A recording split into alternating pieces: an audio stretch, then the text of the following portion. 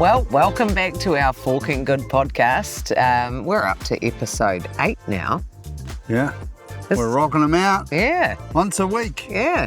Anyway, we're going to drink some coffee in Coromandel, which is in New Zealand.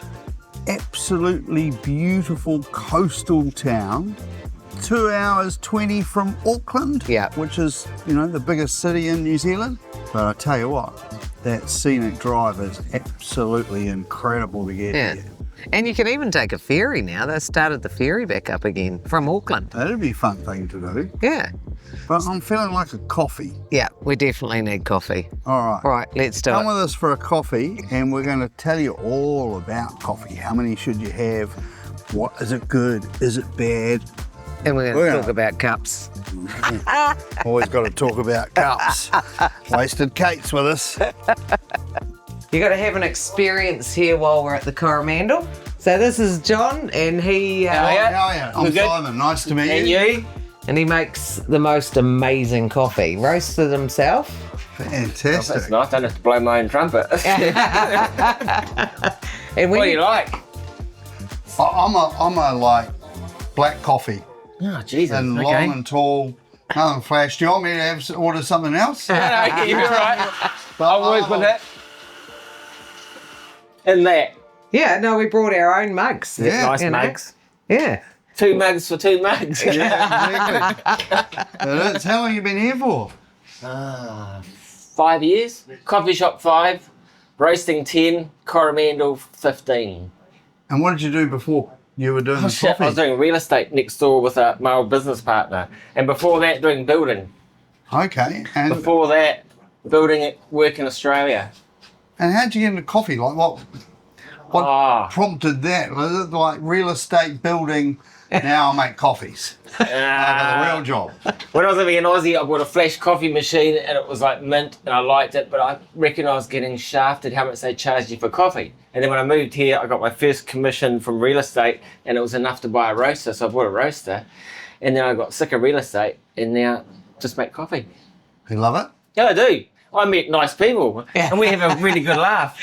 And even, well, I was going to say the blonde behind you. He's about to walk in. Great kids, but she's a local girl. Hey, Kingsley. Right, we're just talking about you. It's all about the experience. Like you come here, you wait in the line. Yeah.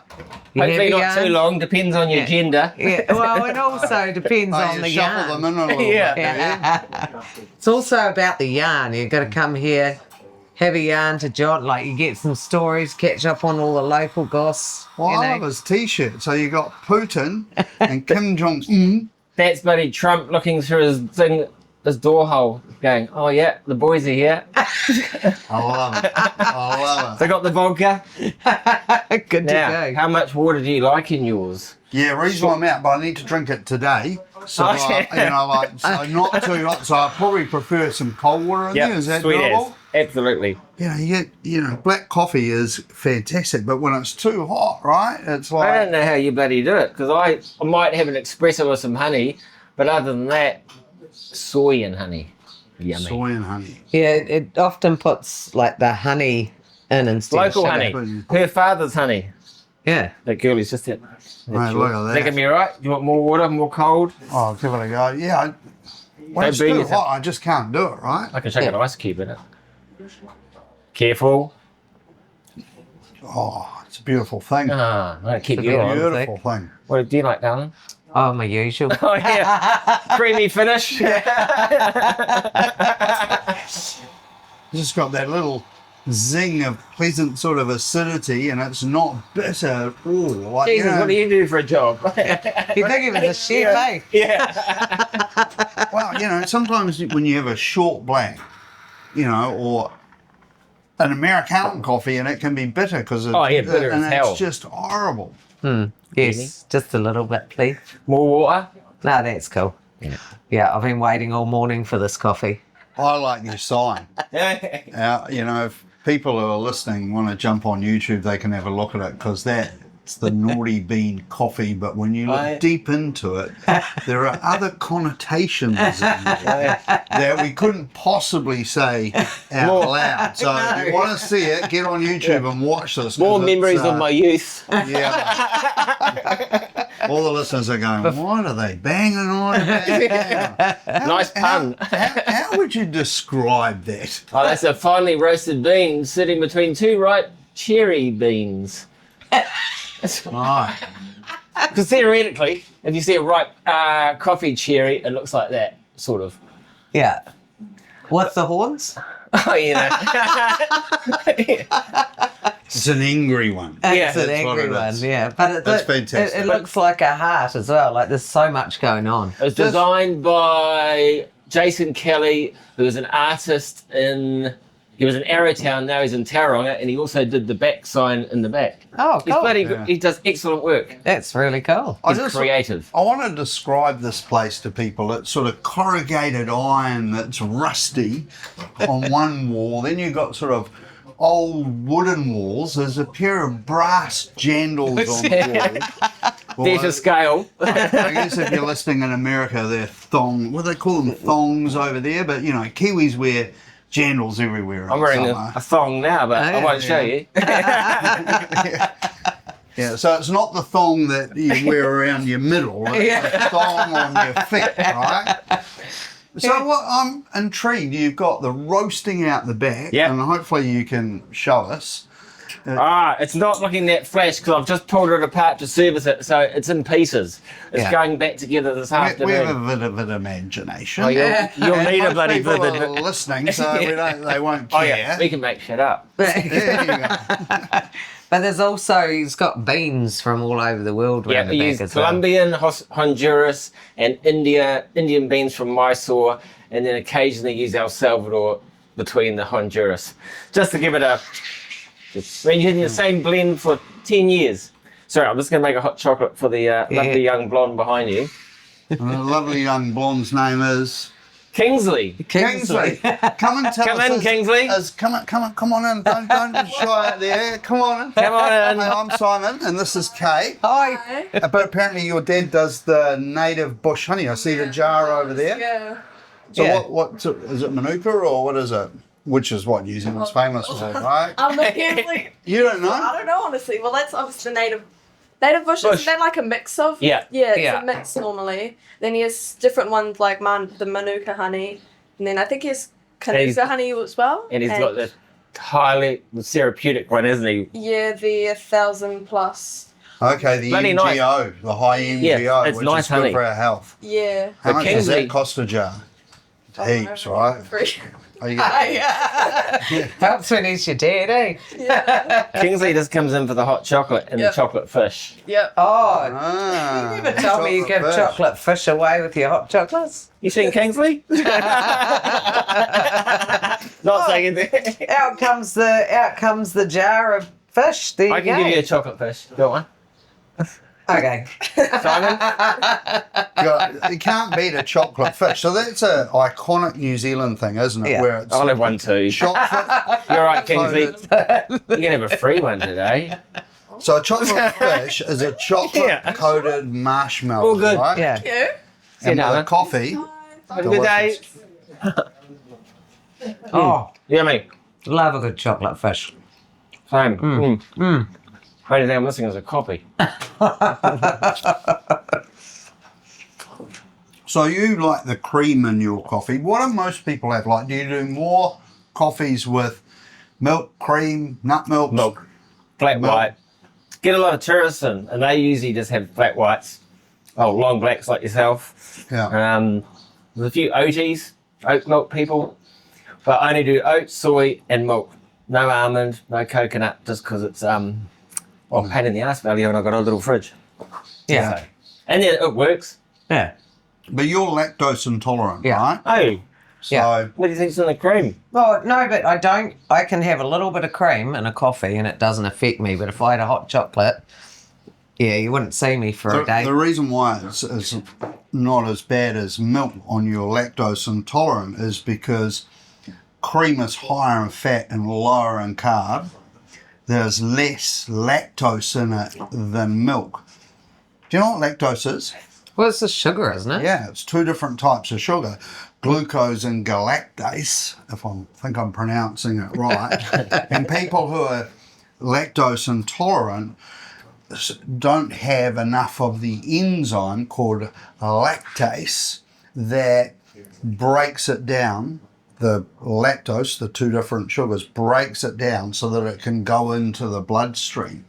So a lot of people are lactose intolerant, don't know it, and they wonder why they've sort of got a bit of an upset tummy after, having ice cream or hot chocolates or milk in their coffee. That's why if they're only partially lactose intolerant, just a little bit of cream is not so bad. Yeah. And, the cool thing about it is that it's also healthier for you than having milk, because milk has got so much carbs in it, and your body ends up storing it as fat. So it's not, if you're trying to lose weight. I've got a whole new sales pitch now. Just a Cheers, little Simon. dash of cream makes a big difference. I don't know if the chocolate fishes count to all of this, that just counted my lactose-free coffee.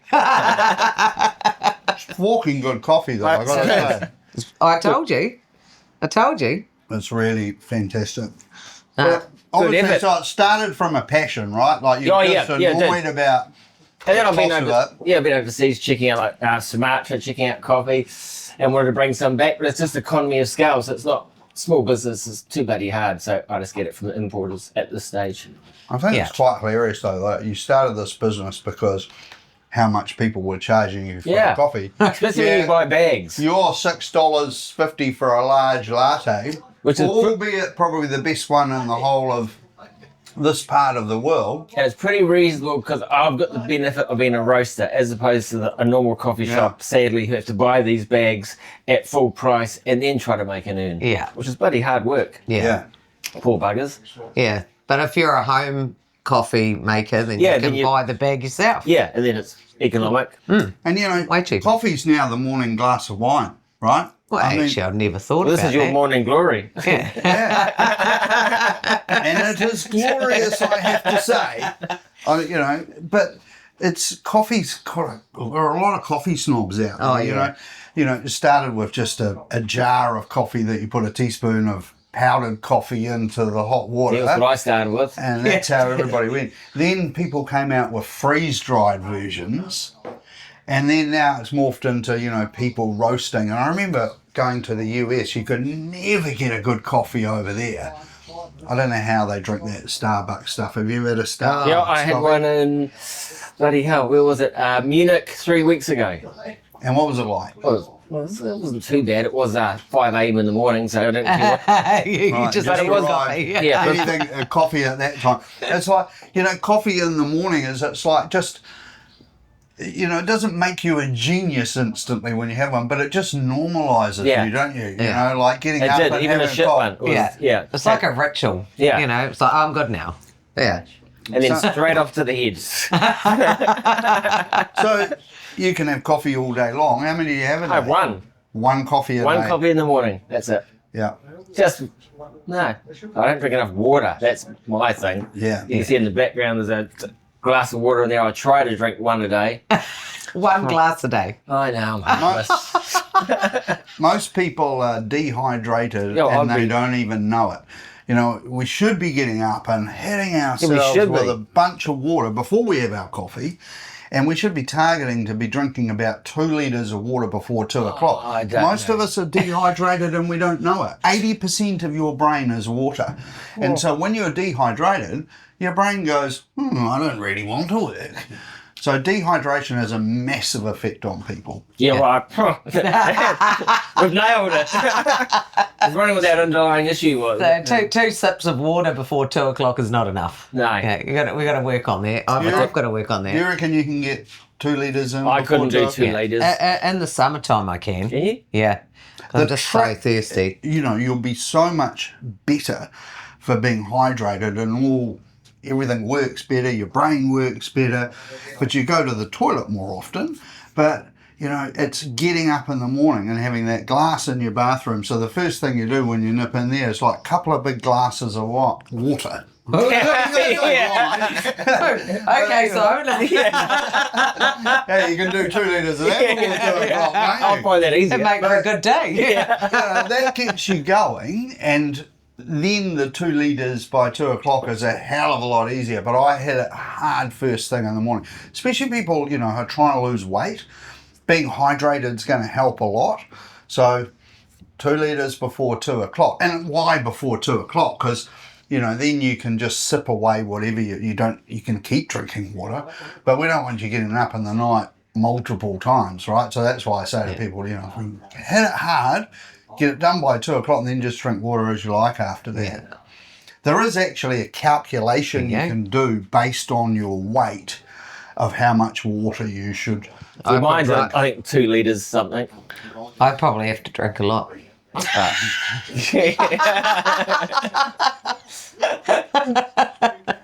This is really beautiful coffee. It is good coffee. Oh, it's good to hear. And I'm not pissing in your pocket. I mean, it really is good coffee. I've only got a back pocket. And I can't reach, so you're okay. I went to the Green Expo yesterday, and I never thought I'd ever go to one of those. Was it any good? It was fantastic. I couldn't believe it. And there was so many things, you could soak your feet and get this potion for your face and probably one for your beans. They had everything there. I was quite surprised that the food trucks, there was nothing really green or healthy about it at all, but some of the produce there was just absolutely fantastic. Yeah. And gin was quite interesting. He tried to sell me It's healthy. a New Zealand gin, and he's going to me, there's 0% sugar in there. And I'm like, I didn't even know there was sugar in gin, but there isn't. Nah, there isn't. Like, Once upon a Bombay time. Sapphire's got 1% sugar. Yeah. Who cares, right? So it didn't seem to be a very strong selling point. But it was beautiful gin, and he had a coffee gin there as well. It's nice to taste. Coffee gin there. different things. Could be a new starter for the morning. Imagine, wonder what a coffee gin in your coffee would be like. People love espresso martinis, right? Yes. Coffee is one of those fabulous things that can go into ice cream. It can go into a crumb with different foods. Really fantastic. In Mexico, they'll use coffee beans in their cooking.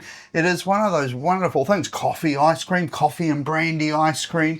Do you get up in the morning and have a bowl of blueberries and kale for the antioxidants? Probably not, right? No. But coffee is very high in antioxidants. And that is fantastic for us because, antioxidants are a compound. They go in your body, and the cool thing about what they do is they neutralise free radicals in your body, and that's a healthier you. And the antioxidants are going to, reduce your risk of type 2 diabetes, reduce your risk of colon cancer, liver cancer. So coffee has been demonised by a bunch of people, but in actual fact, a couple or even 3 coffees a day, really good for you. But what you put with it Is what makes it. that's why I love a black coffee. So I used to be a flat white guy.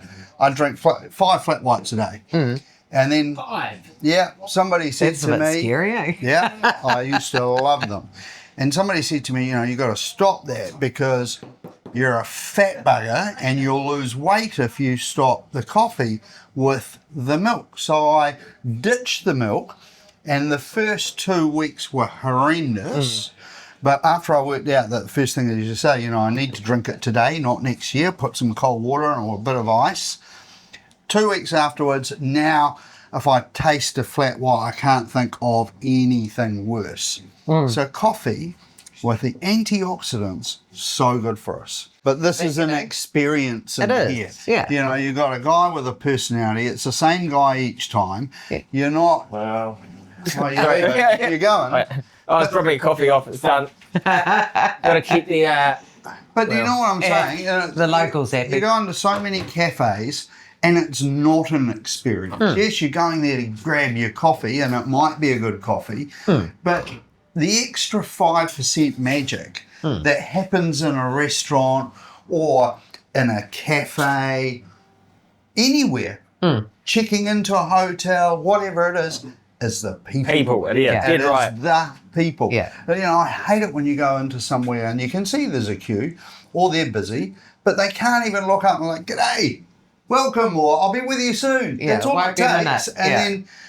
then they'll relax. But Yeah. if you just have head down making a coffee, you've lost them, Yeah. right? And you have that extra 5% magic because you're a character and you actually love what you're doing. He's You a know, keeper. but you can tell going to work with you isn't like a sentence. Oh, yeah. You like coming here, and I'm guessing the day you don't, you'll be gone. Oh, dead right. Yeah. And that's, I wish we all could have a job like that. That's Yeah. why I love doing this podcast with you, Kate, because we just have fun. Oh, you yeah. know? And it's just so much fun meeting people like you who've got a character, got an attitude, going to tell it how it is. And that's what we're doing on the podcast. I'm talking about coffee. So many people say, shouldn't have too many coffees. 4 coffees a day is quite okay. Anybody tell you otherwise, get on Google and you'll find out that the As long as science no milk. says... Yeah. No milk, Well, no you oat, can no have salt. milk in it if you like, but if, some people want to lose weight, and if they want to lose weight, then ditch the milk Yeah. and the cream until you get to your goal weight, and then you can have one. But I guarantee you, if you ditch it, by the time you've lost your weight and you go back to putting milk in your coffee, you'll hate it. Yeah. Because you get to appreciate, the intensity and, that sort of sweetness that you don't even detect in a coffee if it's got milk in it, Yeah. And suddenly become a coffee snob, right? And I don't know that that's such a bad thing. No. Right, well, we better let this guy. better look after these make two. some money. Hey, you don't. 2 ladies. All right, come on, make way for the ladies. Yeah. So, He's naughty, this guy. He's naughty. You watch out. He's a naughty bean and he's See got... what you did there. Don't let that put you off, though, ladies. And you go. it's good coffee. I tell you what, meeting John kind of felt like I was a long lost friend. I'd never met him before in my life. But, he welcomed us, and that is the art of somebody who really knows how to run a business. He just felt at home straight away. We had a laugh. He swears a lot. But, he's clearly having a Forkin Good time, and he makes a Forkin Good coffee. I mean, it really was a great coffee. Yeah. Well, still is. Yeah.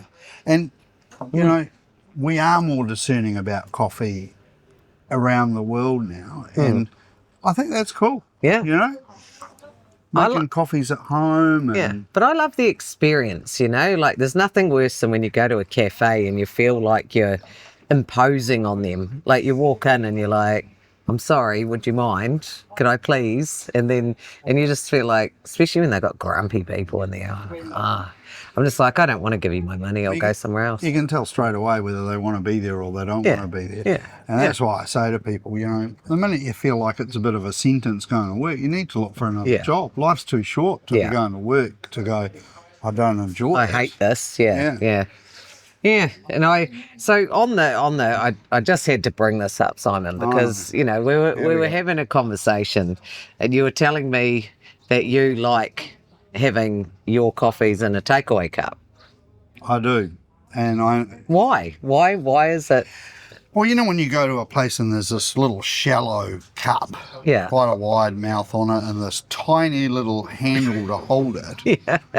This is fantastic. I feel like it's probably a security blanket. Yeah. You see people walking around with these big Starbucks things and, their iced coffees and, it's a security blanket. It's something to do, isn't it? And maybe that's why I do like it, but I do like it. But I now know, and you're going to tell the world right now why they're so bad. And when you told me that, I was like, holy moly. Yeah, well... Right, fill your boots. Well, tell we were, them. well, we were talking about the because you were saying, like, don't cook in non-stick fry pans, right? Because it plastics. Because of the BPAs in there, because when it gets hot, especially if you're cooking steak, you want it to be real hot so you can get a sear. Yeah. And that's when you're getting all the bad BPAs from the non-stick stuff.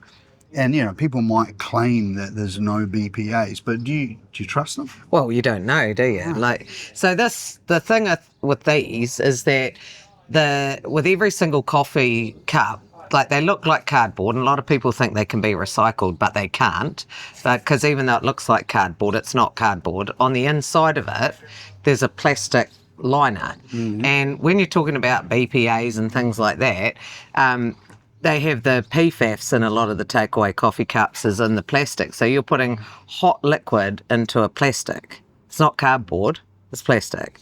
So then the plastic goes out into your coffee. And then you've got a plastic lid as well that you're drinking through. So when you're trying to avoid plastics, this is actually, you know, it's evil really. And in New Zealand, we go through around 300 million of them a year.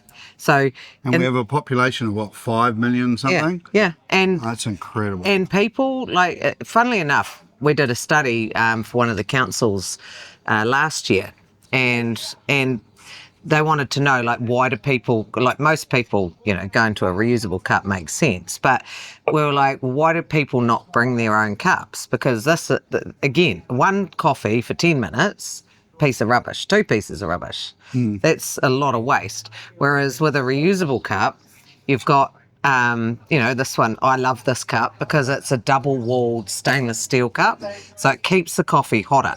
So it keeps it hot. You keep your lid. It's just exactly the same as drinking out of one of those. You got your little hole, you know, you feel Isn't that. there plastic on top there? Yeah, but this is a lot, like it's a more of a food grade plastic that lasts a long time. But better still is just drinking it straight out of the cup. Like if you're going to have it in a takeaway cup, like you feel the difference of holding those 2 cups. See what you think. Yeah, I agree. That is, it just moulds to hand. The surface is nice. Yeah. I have bought something similar to this before, and the trap I made is I bought it, and then I went to my car, and it was too fat to fit in my cup holder in the car. Yeah. So that's a trap for young players, right? So make sure that you get one that is going to fit perfectly into your cup holder in the car, because that's where you have it probably, right? Yeah, most of the time, yeah.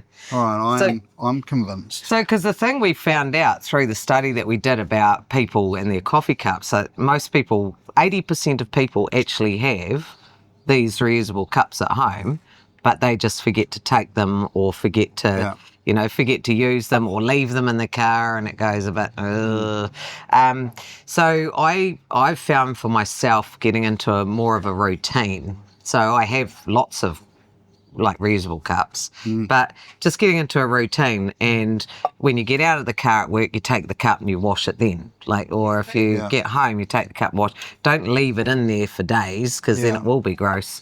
But you know, like at the end of the day, this sort of cup, they can't be composted in like a home compost or any council bin, even if it says please compost me. Like some of them will say I'm recyclable or please compost me. They can't be composted in any council curbside system. They shouldn't be home composted because of the plastic liner. It will leave it behind in your compost. They can't be recycled, even if I've seen so many cups who say please recycle me. There's not one recycling bin you can put this in the entire country. Wow. And what about, have there been any studies done about plastics inside people? Oh, yeah. There's all sorts coming out nowadays. I was reading one a while ago, and it was about how, like, especially with the PFAS, which is like one of the nasty plastics, they call it a forever plastic. And you get it from drinking out of plastic, eating out of plastic, like all these different products that are plastic lined. And it hasn't been around for long enough for them to really know the long-term impact that is going to have on us from plastics. And so, but they've done these tests, like they've grown food in compost that doesn't have any compostable plastics, and then one that does, and they've found microplastics in the stem cell of broccoli or the food growing in it. So if you're ever growing, like if you're ever composting these, you should never grow an in-ground crop. You should grow an above-ground crop, but it still can transfer into the stem cell of the plant. And then also like drinking or even eating food out of plastic, like they're finding now fish are full of plastic. There's like people are full of plastic. Babies? Babies are born already with plastic in their system, because they've found like pregnant women have got microplastics in their placenta, and then that's passing it on to the baby. So, you know, and when you think about That's plastic, horrifying. oh, it's terrible. And we don't know the impact that that's going to have. And I think, like, because plastic hasn't been around for like a full generation yet, really. And so the studies are only just starting to come out about like the long-term impacts of plastic on us. And yet, you know, it's like when you're saying about cooking in those fry pans and they get a bit flaky and then that's going into your food. Yeah. Like we should be more aware of it. That is alarming stuff. Yeah. That we all need to be aware of. Man, thanks for that, because it's like I am done with coffee cups. You won't see me with these cardboard plastic things that are going to poison me anymore, and I won't contribute to. I sound like a do-gooder now, right? Yeah, I know. I won't contribute to the waste. I am going to go and buy one of these coffee mugs that are reusable, feel good in my hand, going to keep my coffee hot. Yeah. Oh, way hotter than this. Yeah. Yep. I find if I leave I'm home. okay with it getting cold. But if I drive from Tauranga to Auckland, I'll find my coffee will still be warm when I get to Auckland if I make it at home. Wow. And that's a 2-hour 20 drive. Yeah. And it's still warm. But I think, you know, overall, like we've just got to have a greater awareness of the plastics that we're using, the waste that we're producing. You know, it's important to be aware. We can't just live like there's no tomorrow. No, we need to grab life like the beans. Yeah. And take responsibility. Yeah. You know, and I guess we could grab life by the beans and subscribe or leave a comment, because if you leave a comment, what do they get for Christmas? If you go in the drawer just by leaving a comment. Well, we're doing a hamper. It's a gradual hamper. So everywhere we're going, we're getting a bit of, you know, extra to give away in the hamper. So we've actually got some naughty bean coffee to put in the hamper.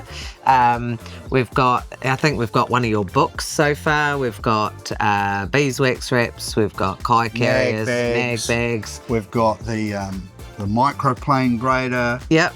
And then we're going to have lots of food goodies. So if somebody's in Windsor, New Zealand, they'll get the food goodies. If somebody's overseas, then we'll have to we'll have a rethink for you. But we'll definitely send you something, no matter where you are in the world. If you win, it'll be a hamper that'll put a smile on your dial. Yeah, for Christmas. Absolutely, because that's what it's all about, isn't it? Giving, spending time with people, forking good times, forking good coffees, and that's a wrap for another Forkin Good podcast. Yeah.